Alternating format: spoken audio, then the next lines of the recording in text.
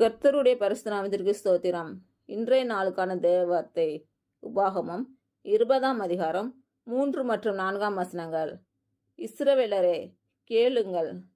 இன்று உங்கள் சத்துருக்களுடன் யுத்தம் செய்ய போகிறீர்கள். உங்கள் இருதயம் துவள வேண்டாம். நீங்கள் அவர்களை பார்த்து பயப்படவும் கலங்கவும் தத்தளிக்கவும் வேண்டாம். உங்களுக்காக உங்கள் சத்துருக்களோட யுத்தம் பண்ணவும் உங்களை ரட்சிக்கவும் உங்களோட கூட போகிறவர் உங்கள் தேவனாகிய கர்த்தர்.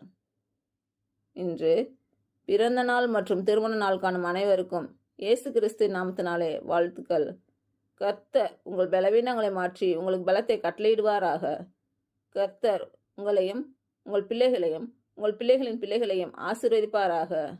கர்த்தர் உங்களோடு இருந்து உங்கள் பணிகளையும் பயணங்களையும் ஆசீர்வதிப்பாராக. ஆமேன்.